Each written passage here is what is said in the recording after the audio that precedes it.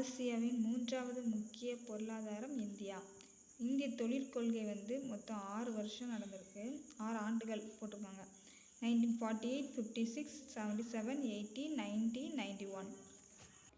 1948 தொழிற்கொள்கை April 6ஆம் தேதி start பண்ணியிருக்காங்க. இது எது முக்கிய நோக்கம்னா கலப்பு பொருளாதாரத்தை அறிமுகப்படுத்துறது இதோட முக்கிய நோக்கம். 1984 மைய அரசுக்கு ரயில்வே, இராணுவ தளவாடம், அணு ஆற்றல், தபால் துறை.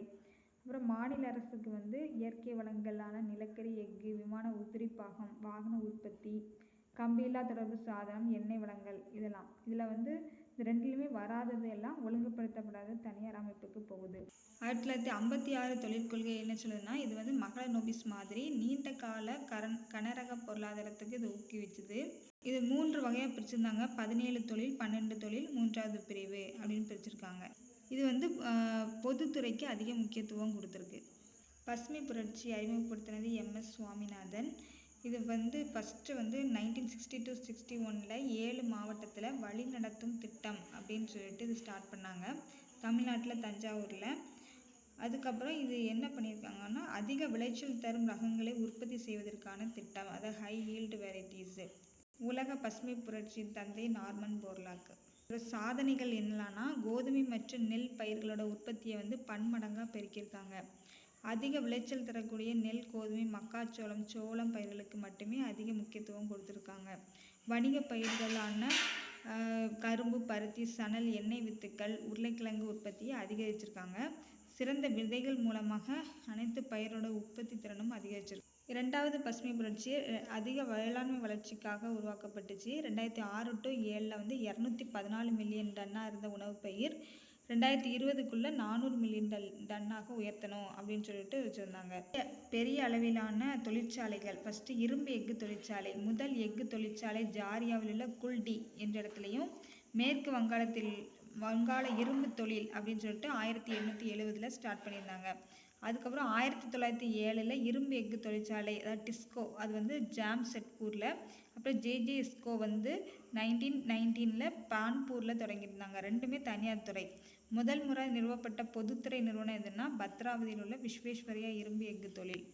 அதுக்கப்புறம் நிறைய பொதுத்துறை எஃகு நிறுவனம் இருந்துச்சு. ரூர்கேலா ஜெர்மனி, பிளாய் ரஷ்யா, துர்காப்பூர் இங்கிலாந்து, பொகாரே ரஷ்யா, பர்ன்பூர் தனித்துறையிலிருந்து பெறப்பட்டது. விசாகப்பட்டினம் ரஷ்யா, பர்ன்பூர் தனியார் துறை. சேலம் இந்திய அரசு, விஜயநகர் இந்தியா, பத்ராவதி இது நாட்டுடைமைக்கப்பட்ட விஸ்வேஸ்வரய்யா இரும்பு எஃகு நிறுவனம். இந்த நிறுவனங்கள் அனைத்துமே செயில் அதால் நிர்வகிக்கப்படுகிறது. இந்த செயில் நிறுவனம் 1974 நிறுவப்பட்டுச்சு.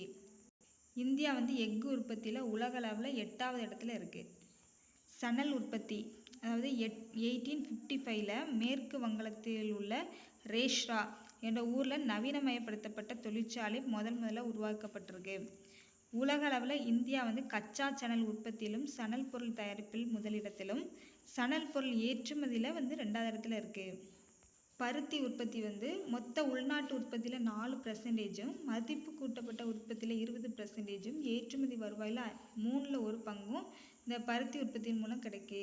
கொல்கத்தாவுக்கு அருகே உள்ள குளோஸ்டர் துறைமுக நகரில் 1818 முதல் நவீன துணி உற்பத்தி ஆலை அமைச்சிருக்காங்க. அப்புறம் 1854 மும்பையில் கேஜிஎன் டெபர் என்பவரால் மும்பையில் நூற்பு மற்றும் நெசவு கம்பெனி உருவாக்கியிருக்காங்க. சர்க்கரை தொழிலில் இந்திய அளவில் 1/3 அளவை மகாராஷ்டிரா மாநிலம் கொடுக்குது. அடுத்தபடியாக உத்தரப்பிரதேசம். உரத்தொழிலில் நைட்ரஜனை பயன்படுத்தி உரம் தயாரிப்பதில் உலகில் 3வது பெரிய தொழில். காகித தொழில் 1812 செராம்பூரில் இயந்திரத்தால் செயல்படும் காகித ஆலை இருக்குது. இது காகித தொழிற்சாலை பட்டியலில் இந்தியா உலக அளவில் 15வது இடத்துல இருக்குது. பட்டு தயாரிப்பதில் சீனா முதலிடத்திலும் இந்தியா 2வது இடத்தில் இருக்குது. இந்தியா உலக அளவில் 16% உற்பத்தியை கொண்டுள்ளது. இந்தியாவில் 5 வகையான பட்டு இருக்குது. மல்பெரி பட்டு, வெப்பமண்டல டசர் பட்டு, ஓக் டசர், பட்டு எரி, முகா பட்டு. பெட்ரோலியம் அஸ்ஸாம் மாநிலத்தோட டிக்பாய் என்ற ஊரில் 1889 முதல் முறையாக எண்ணெய் கிணறு தோண்டியிருக்காங்க.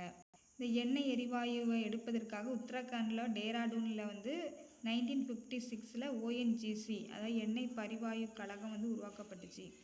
உற்பத்தி நிறுவனங்களோட மூலதன அமௌண்ட் எவ்வளோ இருக்கணும்னா, குறு உற்பத்தினா 25 லட்சத்துக்குள்ளே இருக்கணும். சிறு உற்பத்தினா 25 லட்சம் டு 5 கோடிக்குள்ளே இருக்கணும். நடுத்தர உற்பத்தினா 5 கோடிக்குலேருந்து 10 கோடி வரைக்கும் இருக்கணும்.